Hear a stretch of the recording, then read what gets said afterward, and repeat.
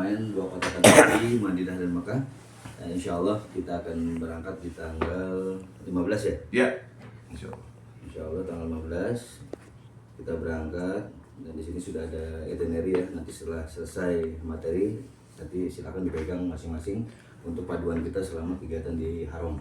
Ya, jadi kegiatannya mengacu pada kegiatan itinerary yang ada yang diberikan ke setiap jamaah. Baik, yang pertama persiapan diri sebelum berangkat ke tanah suci. Apa saja yang harus disiapkan? Yang pertama adalah manasik. Ya, manasik itu adalah perbekalan ilmu tentang manasik yang di dalamnya terkandung mengenai apa yang harus kita kerjakan dan apa yang menjadi larangan-larangan.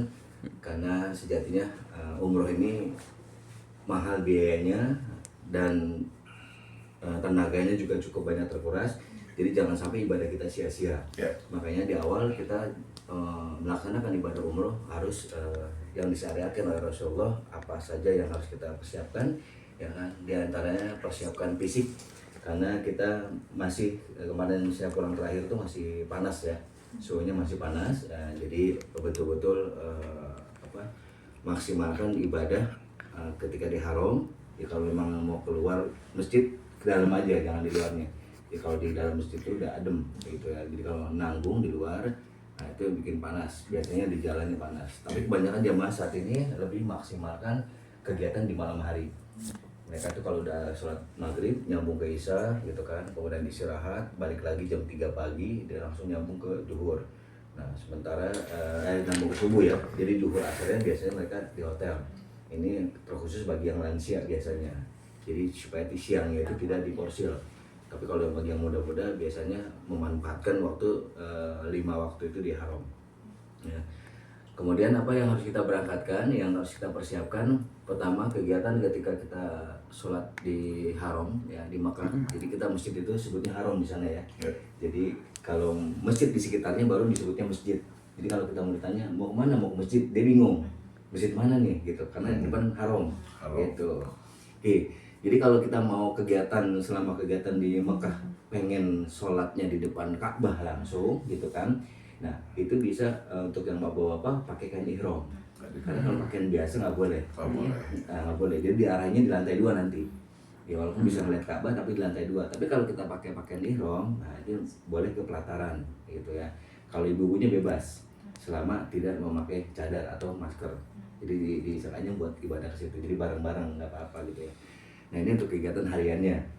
Kemudian yang harus kita pahami adalah ibadah umroh itu mengandung ibadah rohaniah. Jadi betul-betul tidak hanya fisiknya, tapi ruhnya juga ikut ibadah. Ya, jadi fokus nih. Kalau memang harus ada yang dibeli, kalaupun harus ada yang dibagikan ke saudara, tetangga gitu kan, baiknya dipersiapkan di Indonesia saja. Jadi biar di sana fokus ibadah. Kalaupun ada yang mau dibeli, ya buat keluarga aja. Artinya biar tidak nanti biasa jamaah tuh kopernya pada beranak. Ya.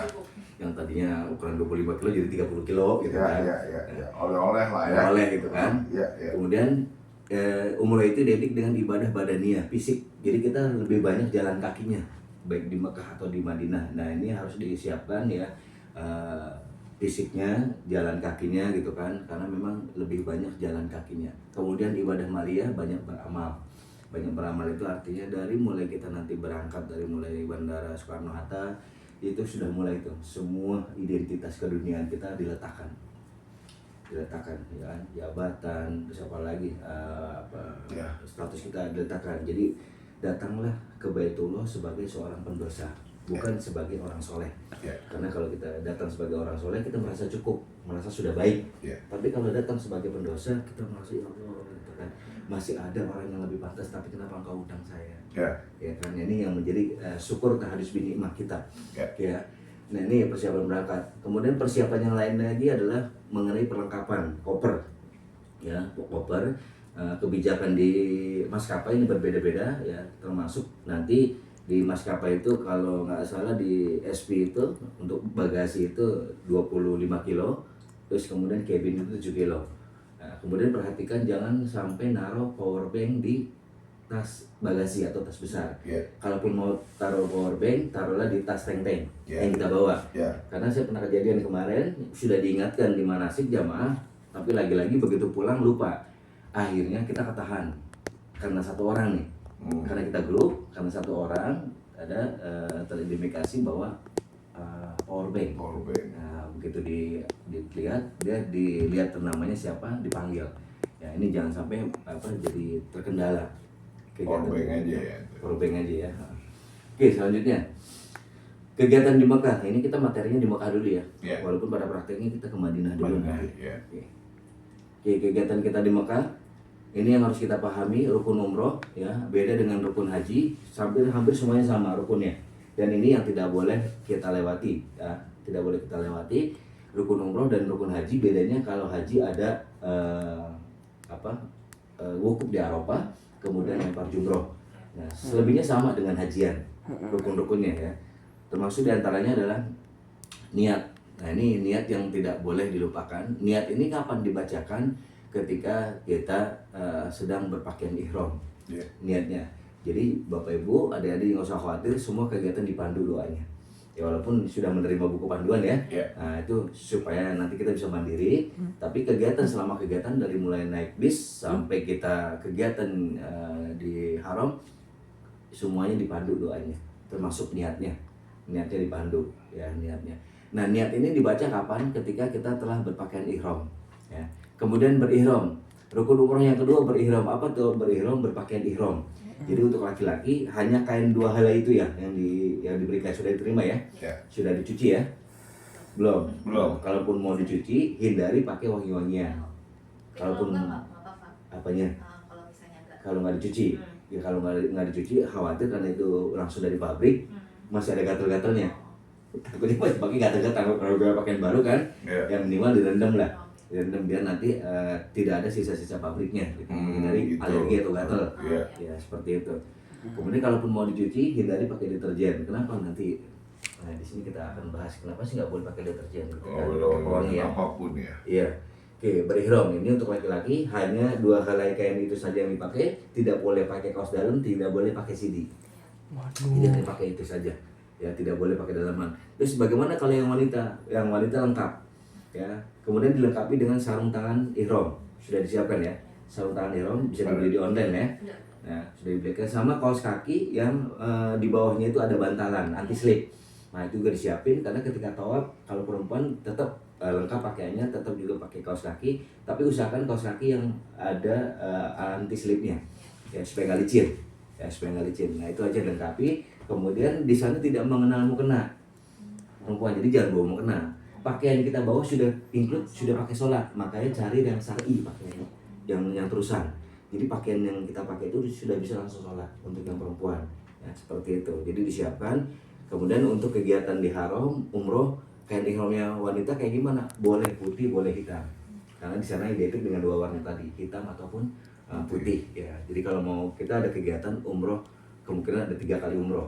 Jadi umroh wajib, yang pertama umroh wajib itu umroh atas nama diri kita. Terus umroh sunnah ini biasanya ditawarkan mau umroh badal atau umroh kita lagi. Jadi mau umroh 2 kali atau umroh almarhum. Nah, misalkan ada orang tua, kakek, nenek yang sudah meninggal mau dibadalkan, disitulah di umroh kedua. Niatnya beda. Ya, niatnya beda. Oke, kembali ke niat, kita latihan dulu niatnya ya. Latihan dulu niatnya. Diikuti. Bismillahirrahmanirrahim.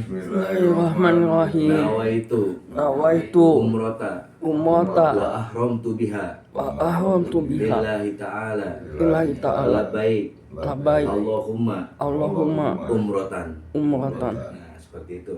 Di situ kalau sudah mengucapkan itu maka sudah jatuh niat. Kalau sudah jatuh niat maka berlakulah larangan-larangan ihram. Nah, nanti kita akan tahu larangan ihramnya ya. Niat ini niat untuk umroh pertama kita. Kemudian yang kedua ada umroh sunnah tuh.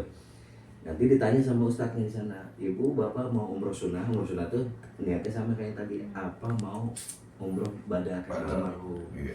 Yang boleh dibadalkan ada 3 orang. Ya, syarat yang boleh dibadalkan ada 3 orang. Pertama, orang yang telah meninggal dunia boleh dibadalkan. Kemudian orang yang sakit menahun, nggak sembuh-sembuh, boleh dibadalkan. Jadi sakitnya lama nggak sembuh-sembuh, boleh dibadalkan. Kemudian yang ketiga, orang tua yang sudah renta atau pikun. Nah, itu boleh dibadalkan. Jadi tidak harus meninggal. Yang kategori ini pun sudah boleh dibadalkan. Nah, niatnya, kira-kira ada yang dibadalkan nggak? Nanti di sana. Kalau Nggak ada, kalau saya mah. pribadi insya Allah ada sih buat rencananya nenek ya. Ada ya nenek atau anak-anak, ada gak ibu atau ada yang rencana dibadakan? Jadi kalau misalnya ada rencana niat, ada rencana mau badakan, dari sekarang harus sudah siapkan yang pertama nama lengkap dan binnya. Bin atau binti Ya, nama lengkap dan binnya ya. Kita latihan untuk niat yang badal ya. ya. Bismillahirrahmanirrahim. Nawaitu Nawaitu umrota umrota wa ahramtu biha wa ahramtu lillahi ta'ala ta'ala an an itu disebutkan namanya. An itu disebutkan nama yang akan dibadakan. Sudah disebutkan baru langsung labaik Allahumma umrotan. Maka jatuhlah niat kita untuk membadakan almarhum atau almarhumah ya. Bedanya di niat ya. Tapi yang pertama wajib kita dulu. Oke. Ya. Kemudian yang ketiga, rukun umroh yang ketiga adalah mikot. Apa itu mikot? Mikot itu tempat duduknya niat. Jadi mikot itu tempat duduknya niat. Jadi tempat duduknya niat adalah masjid atau tempat yang sudah disyariatkan oleh Rasulullah. Bapak ibu adik-adik nggak asah kalau ngambil mikotnya di Istiqlal. Ya, kita mau Istiqlal ngapain ngambil mikot sah. Atau di mana, Senayan atau di masjid sekitar kita nih, Masjid Agung. Ngapain mau ngambil mikot nggak sah. Jadi ngambil mikot itu ya sudah disyariatkan oleh Rasulullah di mana titik-titiknya. Contoh, nanti di program itu jamaah atau travel ada yang ke Mekah dulu, ada yang ke Madinah dulu. Kalau ke Mekah dulu biasanya di pesawat dia sudah gantikan ihram. Ya. Karena kita akan melewati ya Lam-Lam. Nanti dikasih tahu tuh di pesawat. Bapak Ibu penumpang, kita akan melewati ya Lam-Lam, bersiap-siap untuk berpakaian ihram. Nanti kalau sudah lewat, nanti dikasih tahu lagi sama pramugarinya, sudah kita akan memasuki ya Lam-Lam, maka disitulah niat. Dengan kondisi kita sudah siap pakaiannya. Ya seperti itu. Nah, kemudian karena kita ke Madinah dulu, jadi ke Madinah beberapa hari baru ketika kita menuju ke Mekah. Nah, perjalanan ke Mekah kita mampir dulu di Masjid Bir Ali untuk ngambil mikot. Mikot itu apa? Tempat duduknya. Jadi ada beberapa masjid kita lewatin dulu. Karena bukan di situ ngambil mikotnya. Harus masjidnya di Bir Ali. Di situ kita turun, hanya sholat 2 rakaat, ya, sholat sunnah ihram, usul di sunnatul ihram, rakaataini lillahi ta'ala. Rakaat pertama baca Qul ya ayyuhal kafirun, rakaat kedua Qul huwallahu ahad. Setelah itu langsung keluar. Nanti niatnya bareng-bareng. Niatnya di sekitar masjid. Jadi si Ustadz langsung kalau sudah, karena terpisah nih antara laki-laki dan ibu-ibu. Si Ustadz ngarahin dulu, silakan Bapak masuk masjid bersolat, silakan Ibu sebelah sini masuk. Nanti saya tunggu di sini. Biasanya Ustadznya di titik kumpul. Nanti kalau udah kumpul, baru si Ustadz biasanya sebelum memulai niat, dia memastikan dulu. Coba masih dipakai gak celana dalamnya atau bajunya, atau pakai kaos kaki, atau ibu-ibu sudah disiapkan belum? Kalau kira-kira sudah lengkap dan siap, baru si Ustadznya niat bareng-bareng. Kenapa? Kalau kita sudah niat, kemudian masih ada larangan yang dilanggar, maka kita akan kena dam.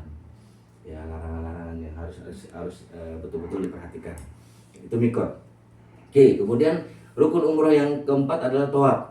Tawaf itu keliling Ka'bah. Ya, dimulainya dari Hajar Aswad. Hajar Aswad itu persis ada di samping pintu Ka'bah, batu. Ya, disitulah kita mulai. Nah, untuk pertama kalinya kita tidak disarankan untuk mencium Hajar Aswad, tidak boleh. Kenapa tidak boleh? Nanti ada alasannya ya. Jadi pertama kali cukup mencium telapak tangan kita. Jadi Bismillahi Allahu Akbar. Contoh ini misalkan Hajar Aswad ya, sejajar dengan Hajar Aswad, Bismillahi Allahu Akbar. Kemudian dilanjutkan dengan membaca tasbih. Nah, bacaan tasbih ini pun dipimpin sama Ustadz. Tugas kita hanya mengikuti yang dibaca oleh Ustadz. Ikutin aja sampai selesai gitu ya. Nanti setelah itu sampai rukun yamani ya kan, kita kemudian kembali ya melambaikan tangan Bismillahirrahmanirrahim untuk kedua kalinya di rukun yamani. Kemudian doanya berubah. Robbana atina fid dunya hasanah wa fil akhirati hasanah wa qina adzabannar.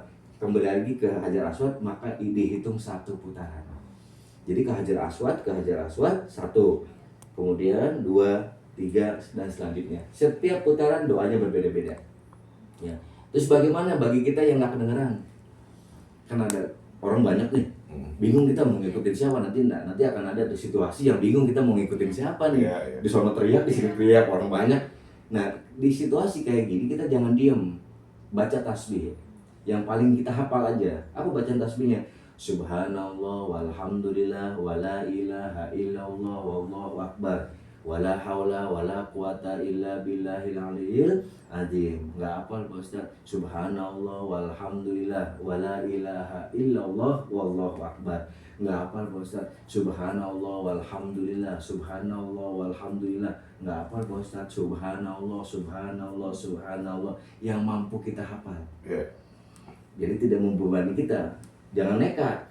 Nanya ke samping, baca apa sih? Udah ikutin gua aja. Allahumma lakasum itu wa bikama tuh orang repot ya. Jadi bacaan tasbih itu ya semampunya kita hafalnya di mana. Ini ketika situasi kita nggak kedengaran si Mustafa atau si Ustadz yang di depan. Selama itu kedengaran ikutin ya. Oke, tawaf 7 kali. Setelah selesai tawaf, kemudian kita sholat sunnah tawaf 2 rakaat di belakang makam Ibrahim. Nanti ditentukan oleh ustadznya, silakan Bapak Ibu untuk sholat. Kita nggak bingung tuh sholat apaan sih? Oh, sholat sunat tawaf. Karena kita sudah selesai tawafnya nih, sudah 7 kali. Disitulah kita sholat sunat tawaf. Ya niatnya usul di sunatan tawafi rokaataini lillahi ta'ala, atau pakai bahasa kita. Aku niat sholat sunat tawaf karena Allah Ta'ala. Allahu Akbar. Bacaannya yang tadi rokaat pertama Al-Kafirun, rokaat kedua Al-Ikhlas. Ya, setelah itu berdoa. Biasanya sebelum Ustadz mimpin doa, mereka mempersilahkan kita berdoa dulu masing-masing. Berdoa dulu, karena itu adalah momentum pertama kali kita melihat Ka'bah. Jadi dipersilahkan dulu untuk doa masing-masing sebelum doanya dipandu. Jadi silakan. Nah, tugas kita baca doa apa nih? Karena ini adalah kali pertamanya kita melihat Ka'bah, jangan dulu minta yang macam-macam, jangan dulu minta yang banyak-banyak. Jangan langsung resisten, ya Allah utang saya banyak. Iya, Allah juga tahu utangnya banyak. Tapi jangan ke situ dulu gitu kan. Gitu. Minta apa dulu? Ucapkan dulu terima kasih. Jadi ketika melihat Ka'bah, doa yang pertama kita keluar adalah ucapan terima kasih ya Allah. Diulang-ulang. Sampai air mata kita menetes nggak apa-apa. Ikutin aja, nikmatin aja. Terima kasih ya Allah, terima kasih ya Allah, terima kasih ya Allah, terima kasih. Terima kasih itu maknanya luar biasa. Ya. Yuki, terima kasih ya Allah, terima kasih punya istri yang soleh, punya anak-anak yang soleh. Itu kan bentuk syukur. Ya begitupun ibu gitu, terima kasih.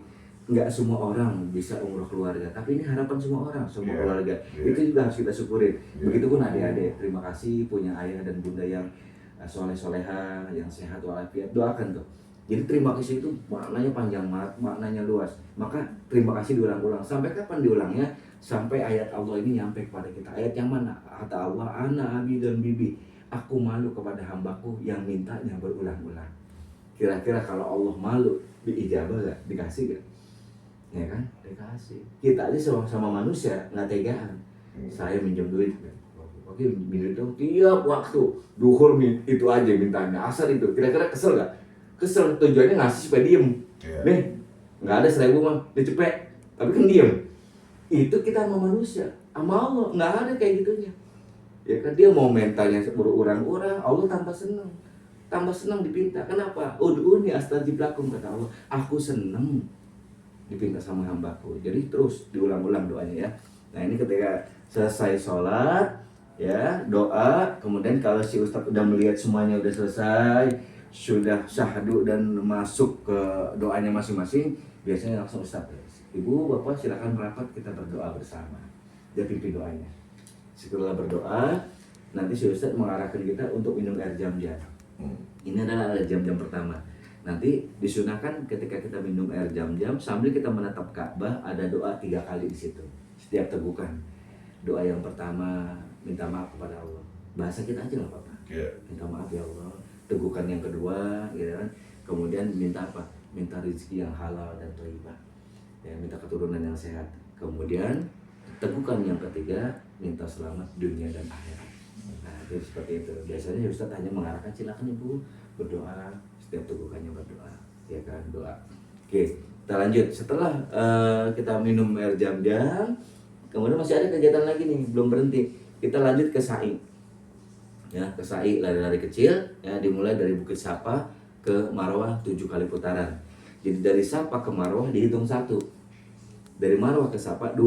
Oh gitu. Ya, jadi bukan dari Safa ke Safa. Oh iya. Kalau yang tawaf dari Batu Hajar Aswad ke Batu Hajar Aswad dihitung 1. Nah, kalau sa'i dari Safa ke Marwah 1, jadi sonana. Dari Safa ke Marwah ke Safa 2. Jadi seperti itu. Jadi berakhirnya di Marwah. Ya, di putaran ke-7. Nah kemudian kita tahalul itu gunting rambut, nanti disiapkan sama ustadznya. Nah nanti si ustadz dia minta tolong dulu kepada yang udah. Jadi kita nggak boleh nih gunting rambut sendiri. Saya udah selesai gunting, nggak boleh. Nanti ada orang yang guntinginnya. Kenapa? Karena udah ada yang selesai. Ya contoh saya yang dampingin, saya harus nyari dulu yang udah selesai. Begitupun ya nanti misalkan Bang Uki udah dipotong rambutnya baru boleh ke istri ya, karena kan istrinya nggak boleh pakai oma orang lain. Cara motongnya pun tangannya yang masuk ke dalam jilbab, bukan dibuka jilbabnya. Jadi dari belakang Bu, jadi dari belakang jilbab masuk, tangannya diraba aja, ambil ujungnya digunting ya, jadi pegang. Begitupun anak-anak jangan langsung dibotakin. Mau dibotakin kan rencana? Ada enggak? Jangan ya. Ya, kalau enggak tuh mesen ke abang tukang cukurnya yang 1 cm, 2 cm atau 3 cm gitu kan kalau udah selesai. Ya karena kita masih ada 2 kali umroh lagi, nanti masih dipotong lagi. Jadi kalaupun mau dibotakin atau mau dihalusin, diratain nanti kalau sudah selesai. Ya seperti itu. Oke, tahalul kemudian tertib. Tertib itu apa? Yang di atas sampai yang ke-7 harus tertib, nggak boleh kita habis niat, kita tawaf dulu yuk, gampang ngambil ihramnya nggak boleh. Kita sa'i dulu yuk di tempat tawaf lagi rame, sa'i mah sepi nggak boleh. Jadi harus berurutan. Ya harus berurutan rukunnya ya. Oke, sampai sini sebelum saya lanjut ada yang mau bertanya? Nanti pada slide ya, cukup ya? Gitu ya. Oke, kita lanjut. Tapi berarti kan dipandu itu ya? Dipandu. Nah ini yang tadi saya bilang mikot ya. Jadi mikot itu tempat duduknya niat. Disinilah kita niat umroh nanti.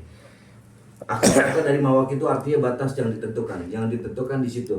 Jadi ketika di tempat mikot harus niat di situ, nggak boleh sambil jalan. Maksud sambil jalan nanti ya di bis aja sambil jalan, bisnya jangan bergerak dulu kendaraannya. Kalaupun mau niatnya di bis, karena contoh kondisinya panas nih, panas di luar, di bis aja nggak apa-apa. Tapi bisnya jangan jalan dulu. Karena masih di parkiran masjid. Nah, ini ada orang yang kadang salah paham. Begitu jamaah udah pada naik, jalan ya. Sementara jamaah masih dikasih informasi, dikasih apa-apa, pengumuman, harusnya nggak boleh lagi, harus sudah niat. Ini ada yang TL kayak gitu. Jadi dia masih cerita-cerita, harusnya udah nggak boleh cerita lagi, duduk langsung niat. Kenapa? Jangan sampai keluar masjid mobilnya gitu, karena kita masih di halaman masjid, karena itu tempat duduknya niat. Kalau udah keluar udah beda lagi. Nah seperti itu. Kemudian makota artinya kebencian, sesuatu yang tidak disukai Allah. Kalau sudah jatuh niat labbaik Allahumma umrotan, maka rofat pusuko jidar. Hati-hati larangan ini. Maksudnya apa? Nggak boleh bercanda lagi. Yang tadi bercanda ketawa ketiwi, yang ngomongin orang gitu. Kita sama grup nih, ada grup yang dari Palembang dan kita ngobrol, pesona gimana? Tapi kita libat ke Cameron nih. Kapal selam gimana, kabar selam gitu kan? Ada jadi candaan gitu kan. Nah nggak boleh. Hal yang kayak gini nggak boleh, harus dihindari. Oke, kemudian wakota artinya waktu. Waktunya harus 1 hari. Harus selesai 1 hari itu. Jadi nggak boleh nih habis tawaf kita ngomong nih ke Ustadz, sa'inya besok aja kali ya bisa ya? Nggak boleh. Kalau mau istirahat nggak apa-apa. Kalau capek nih istirahat nggak apa-apa. Yang nggak boleh itu dibesokin. Jadi harus selesai 1 waktu itu, gitu ya. Jadi kalau pun capek silakan istirahat. Yang nggak boleh itu dibesokin. Udah tawaf pulang dulu ke hotel, tiduran dulu, terus sa'inya besok nggak boleh kayak gitu. Jadi harus 1 waktu harus selesai. Oke, kita lanjut.